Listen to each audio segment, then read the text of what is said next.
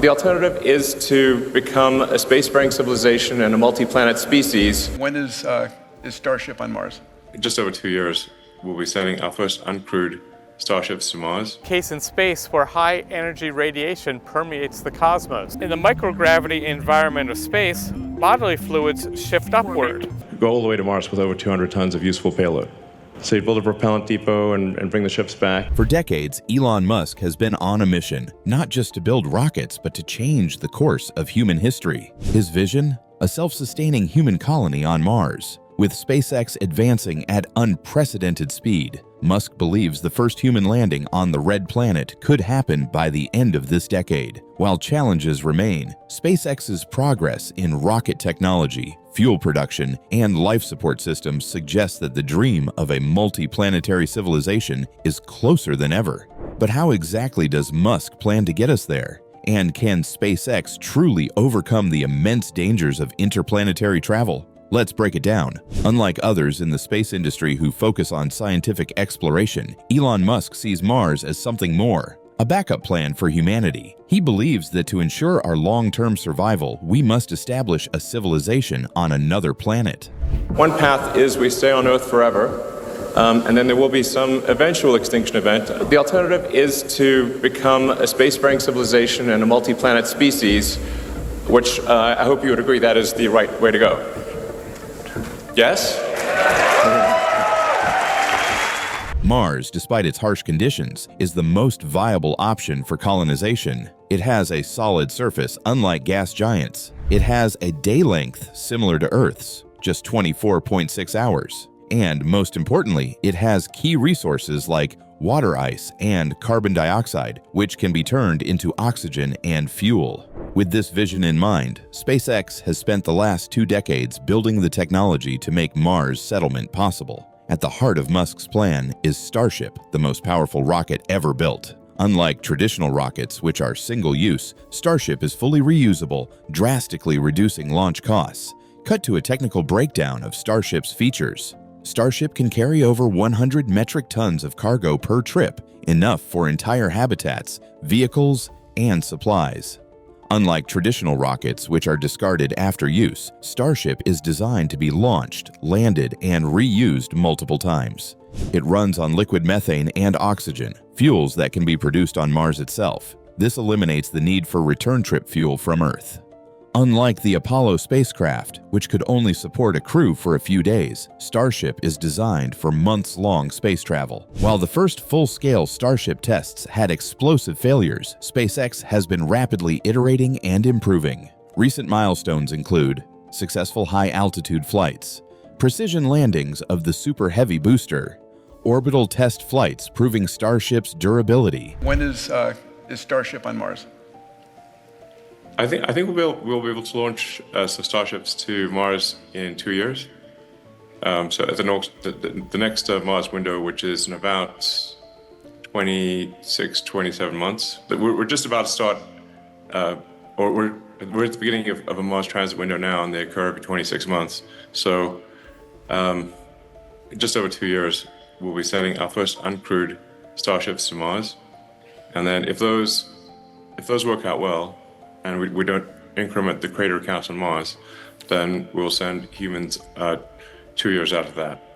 Musk has projected that uncrewed cargo missions to Mars could happen as soon as 2026, with the first human flights following in 2028. But getting there is only part of the challenge. Once astronauts arrive, they'll need fuel for the return trip. Which brings us to one of the most crucial technologies for Mars colonization. A major challenge of Mars missions is fuel logistics.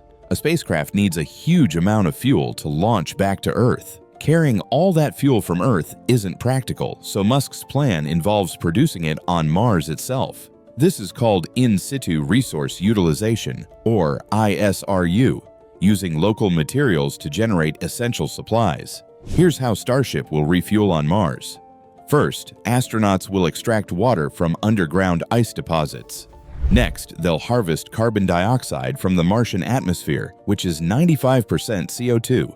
Using the Sabatier process, SpaceX will convert water and CO2 into methane and oxygen. Starship's rocket fuel. The result? Starship refuels itself for the journey home without relying on Earth. NASA's MOXIE experiment has already proven that oxygen can be extracted from Mars's atmosphere, but scaling this up remains a major hurdle. If SpaceX can perfect ISRU technology, it would be a game changer for sustainable space travel.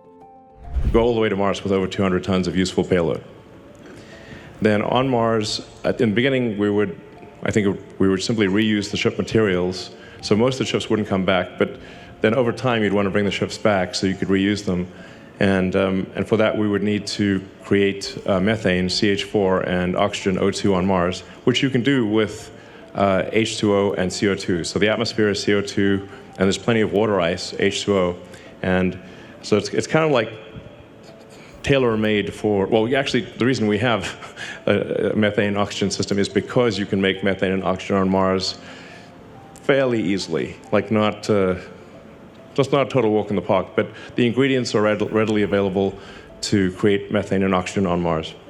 So you build a propellant depot and bring the ships back and build out, as quickly as possible, a self-sustaining civilization on Mars.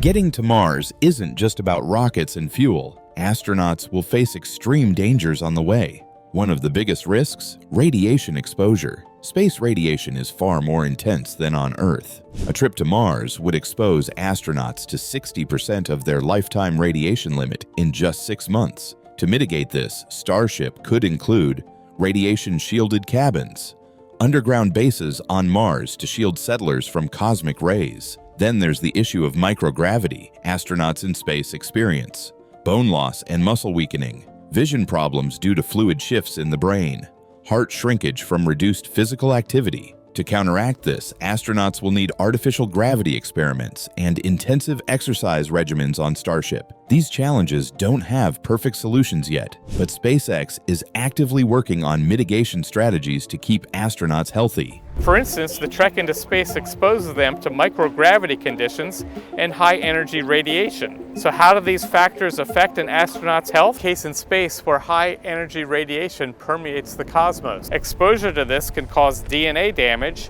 increased cancer risk, neurological effects, and issues with cardiovascular and immune systems. But those traveling beyond, like to the Moon or Mars, would experience much higher radiation doses. In the microgravity environment of space, bodily fluids shift upward.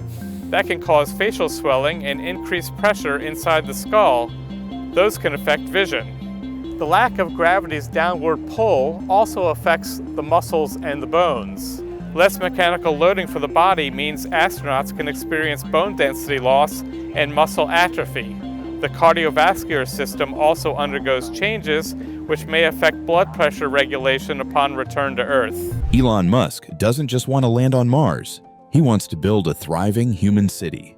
The first few missions will focus on survival, with astronauts setting up pressurized habitats, greenhouses for growing food, power plants, likely solar or nuclear. Over time, thousands of starships would bring more settlers, factories to produce equipment and technology, an economy based on Martian resources. The final goal? A Mars settlement that doesn't need Earth to survive. Musk believes that with enough effort, Mars could become a second home for humanity, one capable of sustaining millions of people. SpaceX is moving faster than anyone expected, with a working Starship prototype, ongoing flight tests and refinements, fuel production research in progress. The idea of humans walking on Mars in the next 5 to 7 years is no longer science fiction. It's a real possibility. Musk's ambitious timeline, 2029, is aggressive, but not impossible. Even if the first human landing happens a few years later, one thing is clear: Musk's vision is changing space exploration forever. Will SpaceX succeed? Will humans step foot on Mars in this decade? One thing's for sure: the future of space travel has never been more exciting.